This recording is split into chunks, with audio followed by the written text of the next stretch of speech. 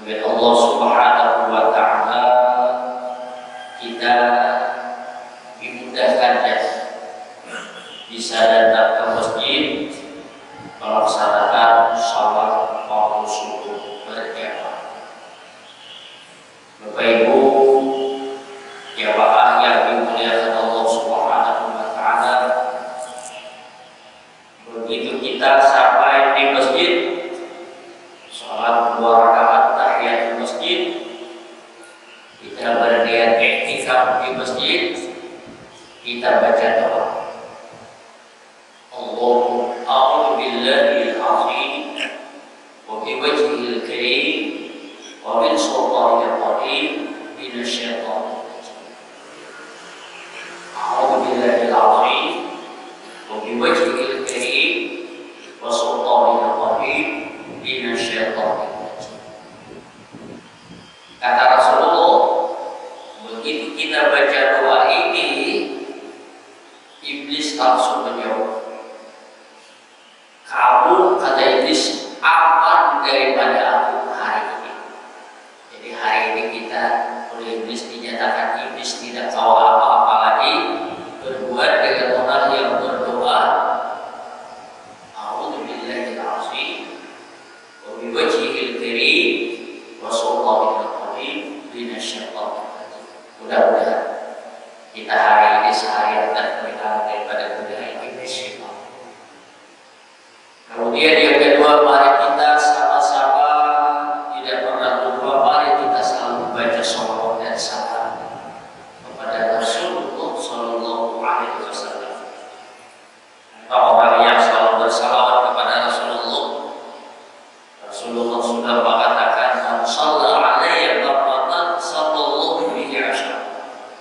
Siapa yang bersalawat kepadaku 1 kali, kata Rasulullah, Allah memberikan rahmat 10 macam rahmat. Allahumma shalli wa sallim wa barik ala sayyidina Muhammad wa ala ali sayyidina Muhammad. Pada pertemuan kita yang lewat, kita menyampaikan sebuah hadis dari Rasulullah, hadis kursi. Kata Allah, "Inna rabbal 'abdi dinallah wa huwa sajid." Sesungguhnya posisi seorang hamba sangat dekat kepada Allah tatkala dia dalam keadaan sujud. Sehingga Nabi mengatakan, "Fa'alaika bikasrati sujud." Hendaklah kamu agar selalu banyak-banyak sujud. Dalam ilmu balaghah ada yang disebut dzikrul ba'di wa idadatul. Disebutkan sebagian, maksudnya samaan. Kenapa? Karena salat itu sebagiannya diantaranya adalah sujud. Jadi ada Quran farka'u ma'ar raki'in, butuhlah kamu beserta orang rukuk, jangan lupa rukuknya aja, bukan salat. Disuruh banyak-banyak sujud, artinya banyak-banyak mengerjakan salat. Bapak Ibu jamaah yang dimuliakan Allah, kenapa kita disuruh untuk dekat dengan Allah? Dalam hadis yang lain lagi Rasul mengatakan, "Man taqarraba ilayya shibran." Siapa kata Allah yang mendekat kepadaku shibran, sejengkal, ya 20 cm. Apa jawaban Allah? "Taqarrabtu ilayhi dira'an." Aku akan mendekat kepada orang itu sehasta. Kita mendekat kepada Allah sejengkal 20 cm. Allah mendekat dengan kita dira'an sehasta 60 cm. Lipat. Kita mendekat kepada Allah sejengkal 20 cm. Allah mendekat kepada kita 60 cm. Bahkan ilayya dira'an. Siapa yang mendekat kepadaku itu sehasta 60 cm, taqarrabtu ilaihi bahan, aku mendekat kepada orang itu sedang. Berapa? Ilayya tinggi kita 150, berarti sedang kita di 150. Ilayya tingginya 170, sedang di 170. Jadi bila orang itu tinggi, depannya tinggi. Bila orang itu pendek, depannya pendek. Allah mengatakan, siapa yang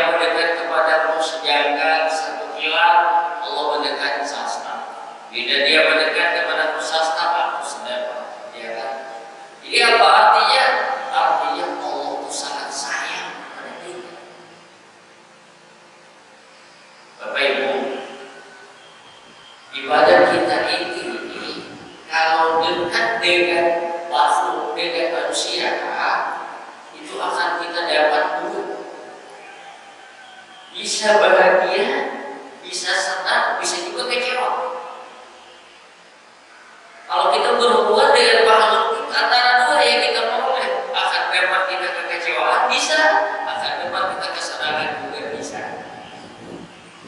Dan kesenangan yang ada di dunia ini hanya sementara, pasti ada kesalahan. Timbul pertanyaan, bagaimana kalau kita mendekat dengan Allah, apakah akan kecewa tidak? Dengan hadis tadi udah jaminan, makin dekat dengan Allah kita makin senang, makin bahagia, makin tenang, makin tenang. Makin dekat kita kepada Allah, makin banyak kita mendekat kepada Allah, kita akan tenang, akan bahagia, akan tenang, akan bahagia. Dan ini bukan hanya di dunia, akan tenang, apalagi nantinya di akhirat. Paham? Dan banyak punya investasi di dalam ini. Rumahnya banyak, duitnya banyak, kendaraannya banyak, serba banyak.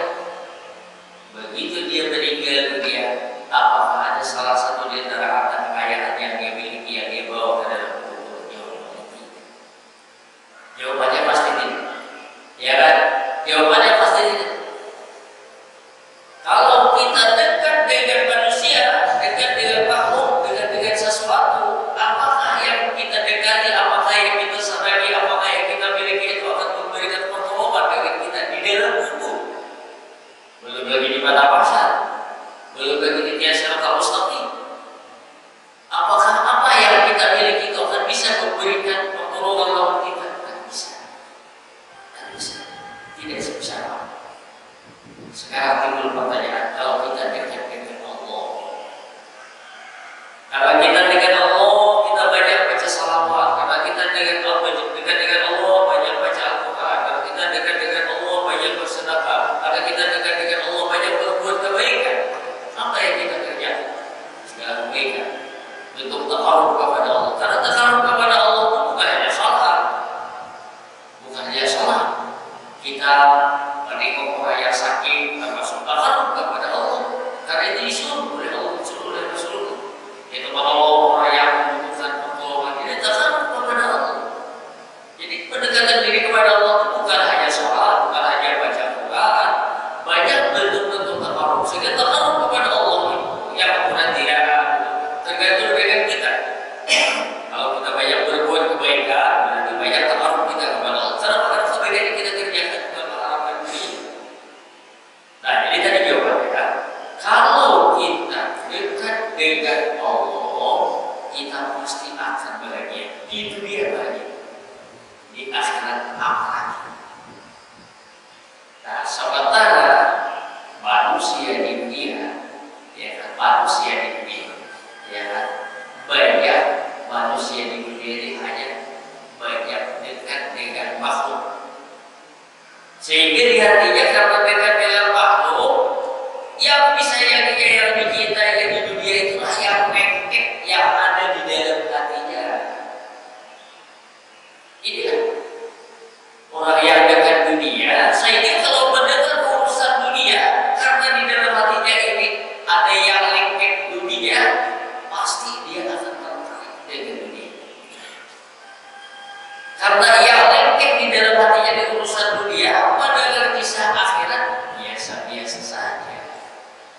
Sudah mendengar ayat begini, hadisnya begini, tidak tertarik. Sudah mendengar ayat begini, hadisnya begini, dilarang, ya kan? Tidak tertarik. Jadi pikiran kita harus masukkan ke dalam hati kita. Kenapa Allah, kenapa Rasulullah menyuruh kita dekat dengan Allah, supaya kita di dunia ini jangan tertipu dengan makhluk, tertipu dengan dunia. Jadi insya Allah Bapak Ibu, malam ini malam Minggu, lusa malam Senin, ya kan? Siapa yang biasanya kita tapi kita bukan pemaksaan, ini terserah ya. Ibadah kita ini sebagian ada ya bahasa kita itu nilainya biasanya bila malam nisfu Sya'ban. Ini bukan hanya di bagian, bukan hanya di Kalimantan Selatan, seluruh Indonesia sampai di Jakarta. Seluruh orang ketemu di Jakarta, kalau sudah malam nisfu Sya'ban itu aduh, orang tuanya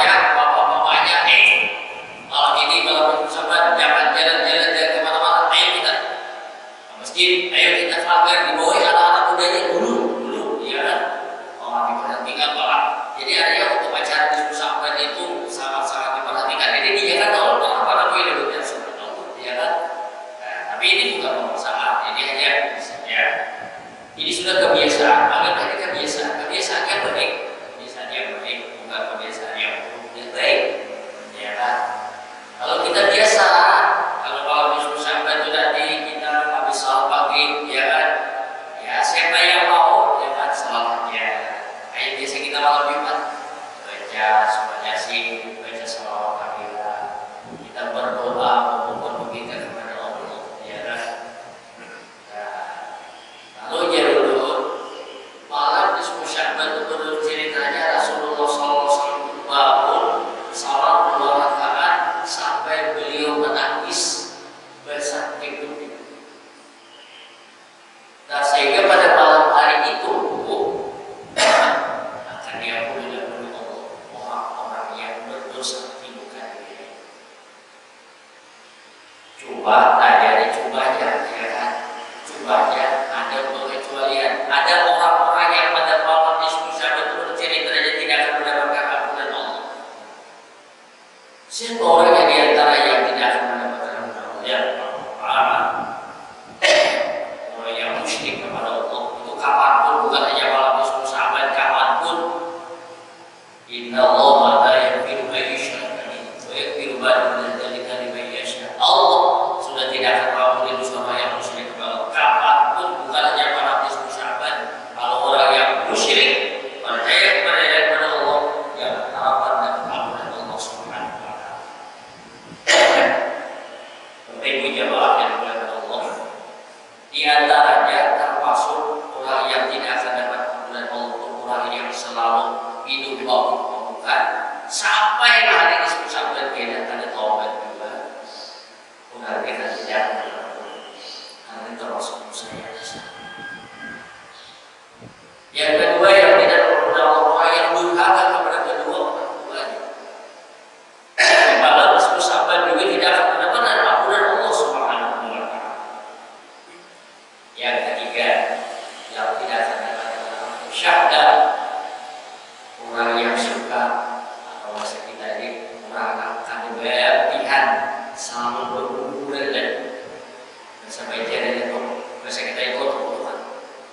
Lama sudah berapa bulan sudah berapa tahun sudah, apakah awalnya kita tahu, apakah penyebabnya sampai sini tersinggung, sampai sini malah, sampai sini saring, lalu akhirnya kada benar-benar, ya kan? Taibah di warung kada benar-benar, taibah di arisan kada benar-benar, di mana-mana kada benar-benar, badan ramutan, ada bila-bila orang khawatir penyakit ujian ini benar-benar, ya buat, ya saring. Orang yang demikian pada malam nisfu Sya'ban tidak akan dapat ampunan dari Allah Subhanahu. Masya Allah. Ya, kenapa?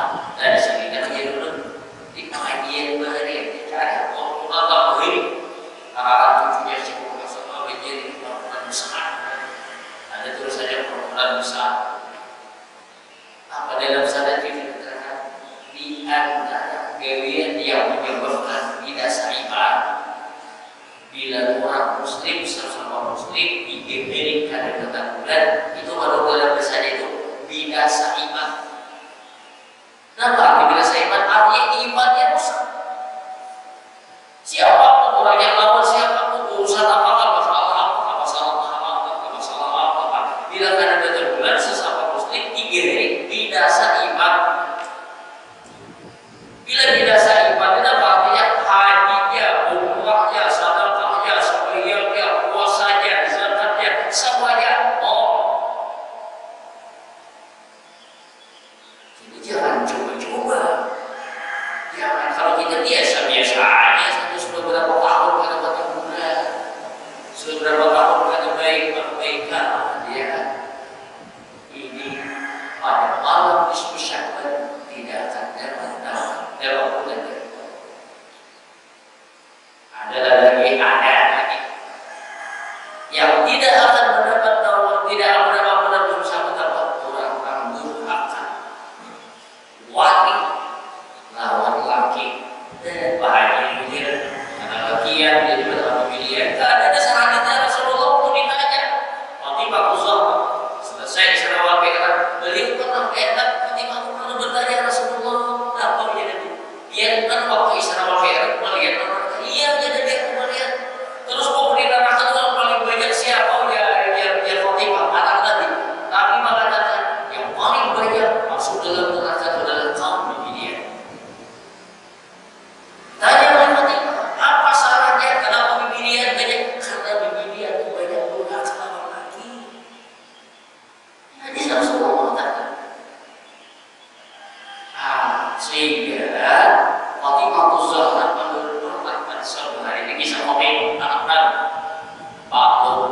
ini padahal Fatimah kawin lawan Ali. Ali itu adalah sebelum Nabi. Jadi bahasa kita aja pada waktu lawan Nabi yang Nabi sanggup boleh pulang. Sanggup Nabi lagi. Rasulullah dikawinkan Ali sanggup Nabi lawan anak beliau yang bernama Fatimah. Anak yang paling bungsu, paling harus anak yang paling kecil dia Fatimah. Ini dia. Dan ini satu-satunya anak Nabi yang meninggal setelah Rasulullah. Yang lainnya anak Nabi itu meninggal sebelum Rasulullah meninggal. Satu-satunya anak Nabi yang meninggal setelah Rasul meninggal yang Fatimah Zahra. Fatimah Zahra kawin lawan Ali. Dan juga Fatimah kalau dia ke Madinah, ya kan, kawin lawan Ali. Mungkin ada pokoknya, ya kan. Kalau kita masuk di apa yang dekat, apa yang di sana dengan yang di Madinah, kita akan melihat pintunya.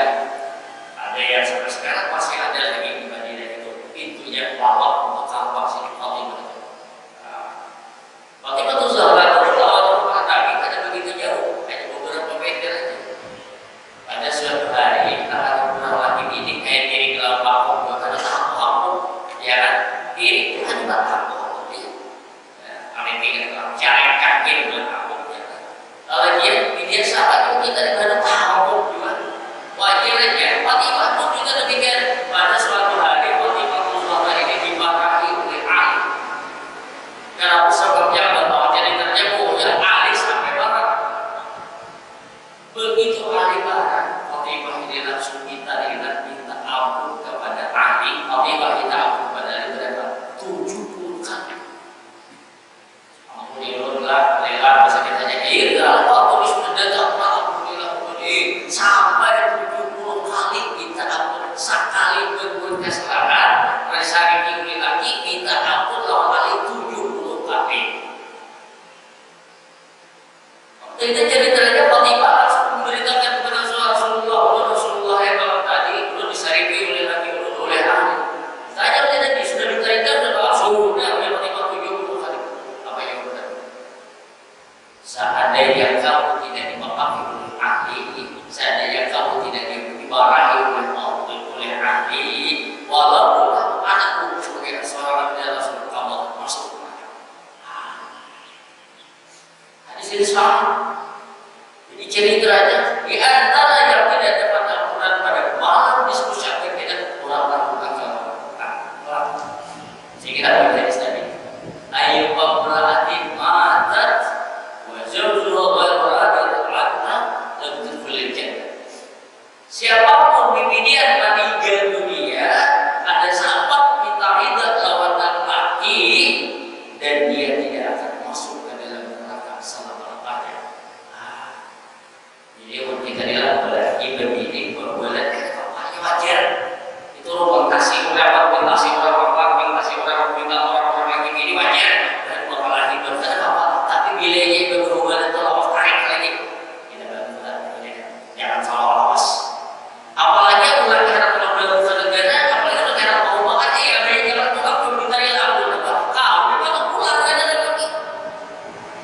Tunggu lagi ini pulang sama anakku bawa di mana pulang lagi lagi nggak sampai deh. Kalau dibilang dari punya dari ayo pemratan mana wajib sudah kalau tidak tertulisnya. Siapapun bibi dia mati kalau dia tidak sama kita dengan suaminya maka dia akan masuk ke dalam neraka. Ibu, ya Bapak yang dimuliakan Allah, kan kita nih menghadap bulan Ramadan. Bulan Ramadan itu bulan yang suci, bulan yang membawa keberkahan bagi kita. Kalau kita akan memasuki bulan suci Ramadan, harus jiwa kita ini bukan bajunya aja yang suci, bukan bajunya aja yang baik, bukan memikirkan positif perabot rumahnya yang baik. Bulan Ramadan kita sambut dengan jiwa yang suci, jiwa yang bersih. Bagaimana untuk mensucikan diri kita? Kita banyak-banyak minta ampun kepada Allah. Kapan kita minta ampun? Kapan kita minta ampun? Ayo kalau disebut-sebut. Ya, ayo kalau disebut-sebut. Kita masuk bagian daripada kebiasaan yang baik. Ya,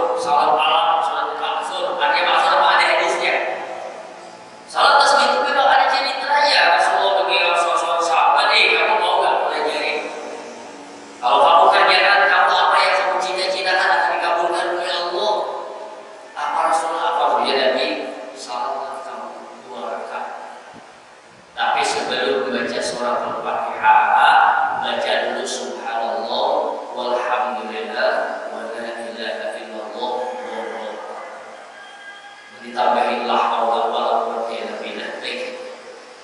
Ya kan? Tambahin pula subhanallah walhamdulillah wala ilaha illallah wallahu akbar wala haula wala quwwata illa billah. Varian ditambahin berapa? Berapa kali kita baca sebelum baca Fatihah? 15 kali. Kayak punya peta itu boleh aja tangan kita ya subhanallah walhamdulillah wala ilaha illallah wallahu akbar. Tarik tangan boleh. Nah, jadi bijak. Nah, ya kan? Ya, ilmu berdiri boleh tak? Ya, subhanallah walhamdulillah wala ilaha illallah wallahu akbar sekali. Subhanallah walhamdulillah wala ilaha illallah. Allah jadi gitu itu boleh aja. Berapa kali sebelum baca Fatihah? Baca 15 kali. Baca Fatihah, baca ayat apa yang kuliah kemudian al-Hakul ya kan. Selesai baca ayat, jangan ruku dulu, baca lagi tasbih 10 kali.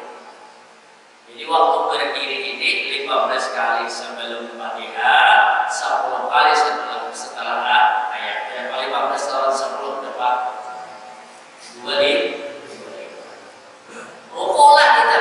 Allahu akbar subhanallahi walhamdulillah. Bisa baca ulang subhanallah walhamdulillah wala ilaha berapa? 10 kali. 35 jadi jarak 25 tambah 10. Sampai Allahu liman hamidah, jangan langsung ruku, baca ulang ya kan? Subhanallah walhamdulillah wala ilaha illallah wallahu akbar. Berapa kali? 10 kali pula. Allah sujud yang pertama subhana rabbiyal a'la, baca ya kan? Hanya subhanallah walhamdulillah wala ilaha illallah. Berapa? 10 kali, 5 kali. Allahu akbar rabbil warhamni wadhkurni wadini waqini, baca. Jangan langsung sujud 2 kali, baca pula subhanallah walhamdulillah wala ilaha illallah wallahu akbar. 10 kali anggap 5. Sujud yang kedua Allah subhana rabbiyal a'la, sujud baca pula di sini ayat apa dan tasbih 10 kali subhanallah walhamdulillah 10 kali 70. Syarat tasbihnya 70. Bangkit Allahu akbar, jangan baca Fatihah, baca pula tasbih 15 kali. Yang kedua, baca Fatihah, baca ayat setelah itu 10, baca pula tasbih 10 kali. Rukuk, setelah rukuk baca 10 kali. I'tidal, baca pula 10 kali. Sujud, baca pula 10 kali. Duduk antara 2 sujud, baca pula 10 kali. Sujud yang terakhir, baca pula 10 kali. 75. 2 kali 75, 2 rakaat 150 tasbih. Belum selesai, sekali lagi pula. Sabar, kalau ini yang 2 rakaat, tapi 2 jadi 2 rakaat, 4 rakaat, jadinya 300 kali tasbih, takbir, tahlil, ya kan? Takbir, Allah subhanallah. Ujian ini kalau kita mengerjakan ini kalau bisa kerjakan uliku. Sahabat tadi kerjakan tiap malam. Kalau kamu tidak bisa mengerjakan tiap malam, seminggu sekali. Syarat kalau begini bila ada kawan seminggu sekali, sebulan sekali. Bila ada kawan sebulan sekali, setahun sekali pas. Tidak kalau bisa sebulan sekali itu ya kan? Alhamdulillah setahun sekali. Kalau ada kawan setahun sekali itu sekali seumur hidup barang. Asal pernah mengerjakan subhanallah. Jadi ini faedahnya banyak. Tadi di antaranya apa yang kita inginkan dari kabulkan oleh Allah Subhanahu wa taala. Ia bersorak di rumah keluarga negeri setahun sekali di baiknya tahan masjid ya.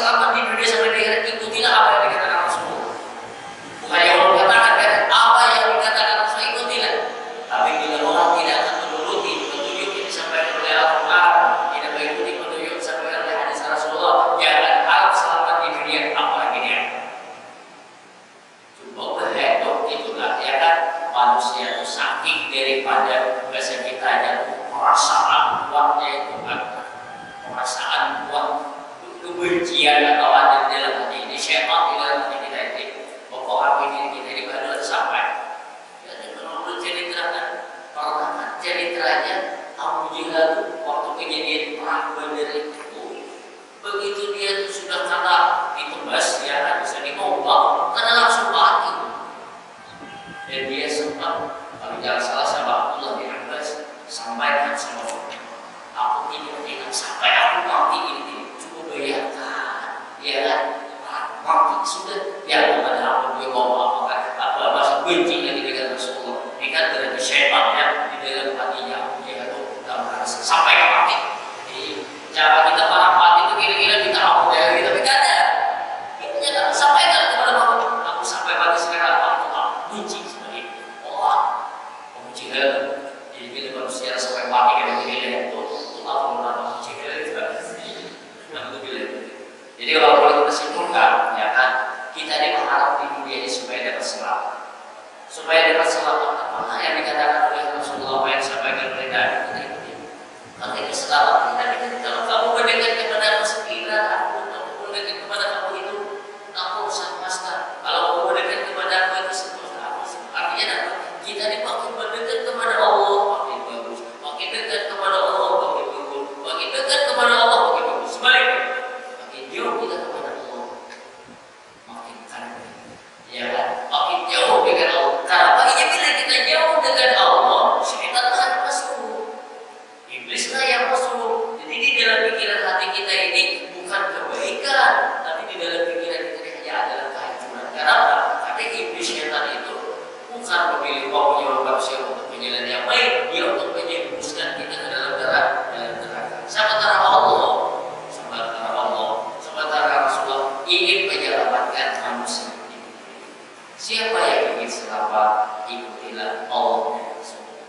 Siapa yang tidak mendengar apa yang disampaikan oleh Allah, tidak mendengar apa yang disampaikan oleh Rasulullah, memang ini sudah digambarkan oleh Nabi, ya kan, di dalam hati orang yang ada beriman. Dalam cerita dalam tafsir Abu Jahal, fi qulubihim marad, di dalam hatinya itu ada marah, penyakit yang luar biasa.